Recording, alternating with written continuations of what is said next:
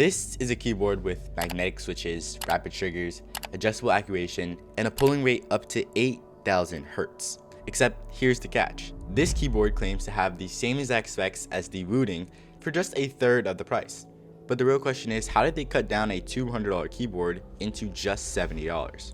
This keyboard has been blowing up all over TikTok. People have been begging to get their hands on a cheap version of a Wooting. But you see, what makes it so good and why do people want to taste so bad? But luckily for you, I've had this keyboard for a couple weeks, so I've been able to test it every single day. And while there is good about it, there's definitely some bad. So in today's video, we'll be taking a look at the $70 Wooting clone.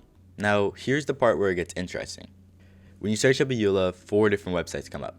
But it's not too concerning because of course a company like this is a distributor, and with that comes a bunch of people selling their product. For example, their keyboards are sold at pretty much every major retailer. But the downsides of that is the pricing. For example, on this website, the keyboard is $80. On this website, it's $70. And even on websites like Temu and AliExpress, they range from $60 to $30. But no matter where you get it from, EULA markets this keyboard as a Hall effect keyboard, which if you didn't know, there's no physical switch contact. It uses magnets to detect movement, which lets you change how far you have to press the key before it activates. And that's exactly what makes Wooting so good. You can set your actuation to something like 0.1 millimeters, and the key activates instantly. EULA claims you get the same thing here. Rapid triggers, adjustable actuation, ultra low latency, all of it for just $70. So on paper, this should feel identical to a Wooting, but instead, this is exactly where the problems start. You see, no matter what website you click on, they all revert you back to the same software, a web page version of it. On here, you can change the sliders and pretty much every other important aspect of this keyboard. I put everything at 0.1 because of course I would want the fastest response time.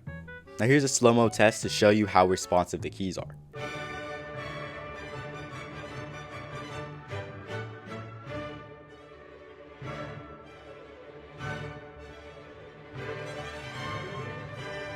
Looks amazing, right? But see, at such a low actuation, my keyboard literally started moving by itself. As you can see, when I would stop pressing W, my character would keep walking. And throughout this gameplay, it would barely register my keys. Sometimes it would double press them, and sometimes nothing would happen. So I went to one of those key latency websites to see how fast each press is, and this is where it got crazy. Now, as you can see throughout the footage, I was getting very random numbers. Sometimes I would get 11 or 8 or even 16, but those same letters that were getting such low response times were also getting as high as 1500 milliseconds.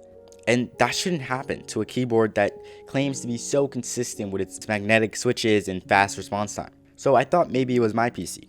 So I tested on my brother's PC with no drivers installed, and it did the same exact thing. So this means that it's not Windows, it's not Chrome, and it's not my setup. It's the keyword's firmware. Taking it back in game, you can definitely feel it. When it's working, everything feels instant and fast, but right as it starts to work, it bugs out and throws everything off. Now, not to compare, but a Wooting is fast and stable, and you definitely get the price you pay for. So what's really happening? Well, EULA didn't make a bad keyboard, they just made a Hall effect keyboard with bad firmware. You see, when you push the actuation so low, but don't stabilize it, this causes the keyboard to be fast, but have weird stutters. And I ended up finding a Reddit thread that had the same exact problem as me. Everyone in here is complaining about how buying the same keyboard I have, which is the Max version, comes with a lot of customer support and issues. And because this store is white labeled, it makes it a little bit harder to find the real source. So at the end of the day, is this keyboard trash? No. Is it a Wooting killer? Absolutely not. This keyboard isn't competing with Wooting, it's pretending to. So next time you see an EULA video, make sure you remember this one and take what they say with a grain of salt.